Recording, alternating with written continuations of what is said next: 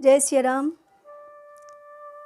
पिछले कथा में हम लोग सुन रहे थे कि पूजा के नाम पर जो अधर्म हो रहा है, हिंसा हो रही है, बलि हो रहा है, क्या ये शास्त्र के अनुसार सही है या गलत है। इसकी चर्चा हम लोग पिछले वीडियो में किए। आपने सुना कि राजा प्राचीन बढ़ी ने अपने जीवन में बहुत यज्ञ किए थे और इतना यज्ञ किया था कि दक्षिण भारत में जमीन बहुत दूर तक कुशों से ही पट गया था, लेकिन फिर भी उन्हें शांति नहीं मिली क्योंकि उनकी प्रवृत्ति कर्मकांड में थी और वो हिंसा यज्ञ में करते थे। तो नारद जी ने सोचा कि जितनी निष्ठा इनकी कर्मकांड में है उतनी अगर भगवान में हो जाती तो इनका तो कल्याण हो जाता।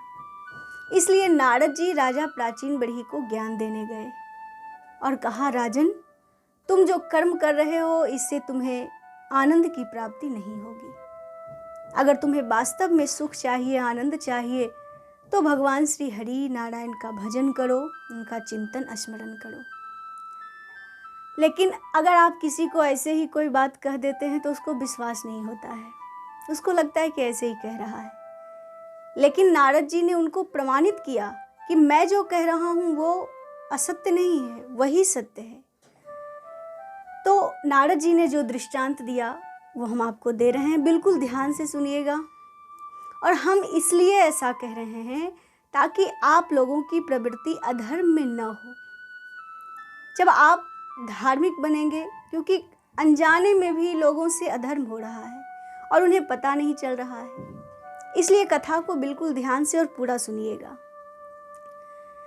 किसी भी यज्ञ में अथवा किसी भी पूजा में कोई भी देवी देवता हिंसा को पसंद नहीं करते हैं, क्योंकि महाभारत का एक दृष्टांत है कि एक बार बहुत सारे ब्रह्मनिष्ठ महात्मा ऋषि मुनि एक जगह बैठे थे और बहुत सारे देवता भी एक जगह बैठे थे, दोनों एक जगह थे।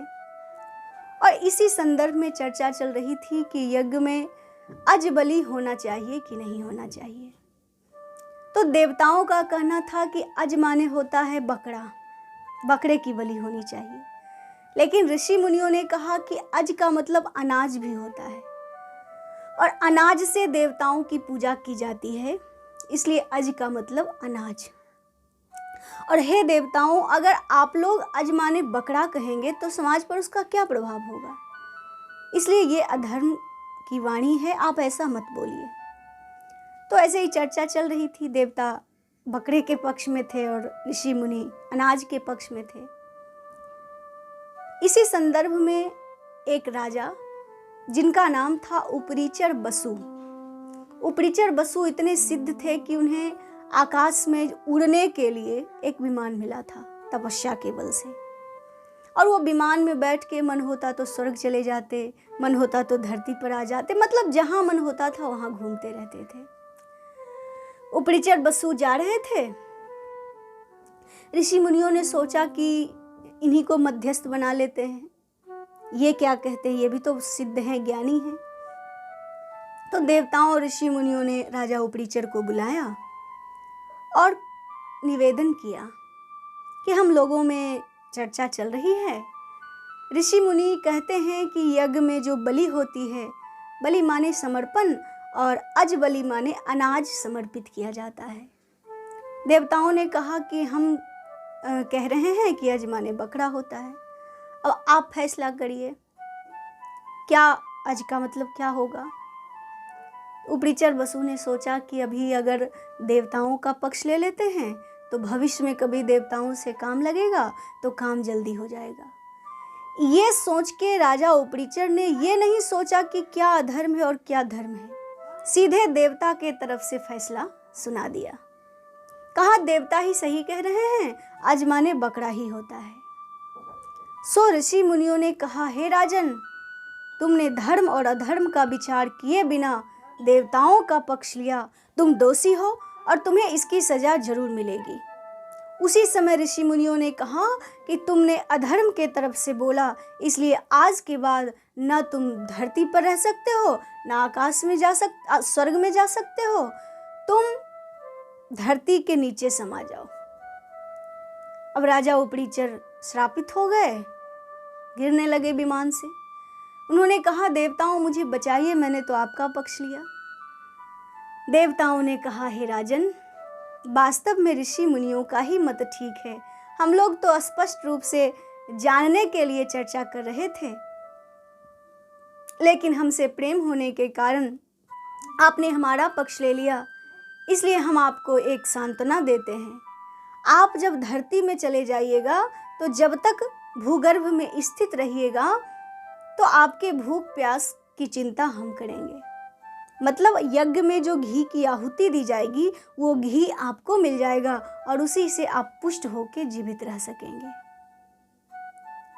तो इस प्रकार से उपरीचर जी चले गए, धरती के अंदर समा गए।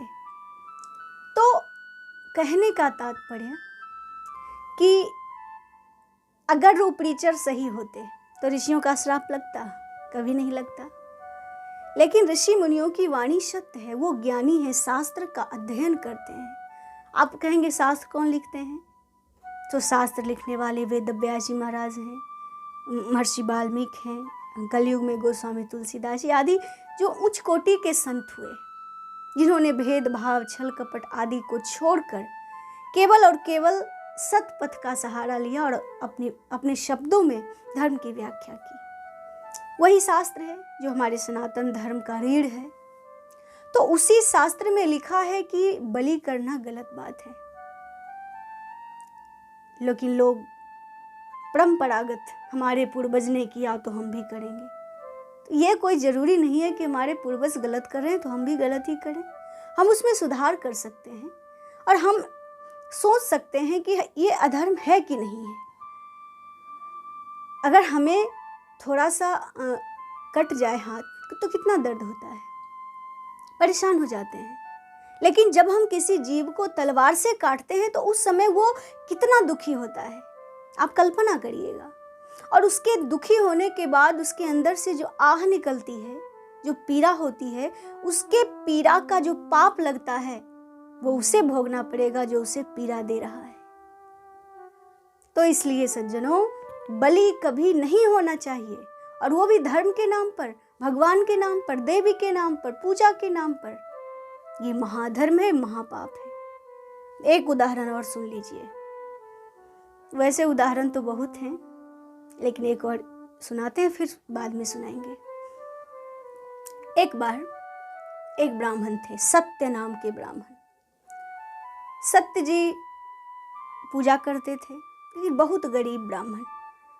उन्होंने अपने जीवन में कभी भी बलि नहीं किया था, लेकिन अगर फल भी भगवान को चढ़ाते थे तो उस फल में पशु बलि की ही कल्पना करके उसको काटते थे। वो सोचते मैं पशु को ही काट रहा हूँ। उनकी पत्नी को अच्छा नहीं लगता था, ब्राह्मणी को, कि ये पूजा कर रहे हैं उसमें हिंसा करते हैं। तो ऐसे ही बहुत दिन तक चलता रहा। वो इतने गरीब थे कि कोई भी जानवर खरीदने के लिए उनके पास पैसा नहीं था। तो एक दिन धर्म देवता उनके पास आए, हरिण का रूप धारण करके, और धर्मराज ने कहा कि हे ब्राह्मण देवता, आज तक आपने बलि नहीं की है, लेकिन आज मैं हरिण हूँ, आपके सामने खड़ा हूँ, आप मेरी बलि कर दीजिए। ब्राह्मण ने सोचा ये तो अच्छा है, मुझे मौका मिल गया। ब्राह्मण ने कहा कि ठीक है, मैं तुम्हारा बलि कर दूंगा। लेकिन फिर सोचा कि नहीं, इतना अच्छा जानवर है और मेरे से निवेदन कर रहा है, तो मुझे इसको मारना नहीं चाहिए, क्योंकि वो अपने जीवन में पुण्य बहुत किए थे। एक प्रवृत्ति थी हिंसा की, वो गलत थी। तो पहले तो उन्होंने देखा तो उन्हें बड़ी दया आ गई कि कहा नहीं नहीं, तुम जाओ, तुम बहुत अच्छे जीव हो, मैं तुम्हारा बलि नहीं करूँगा। लेकिन धर्म देवता ने उसको अपने में मोहित करने का प्रयास किया।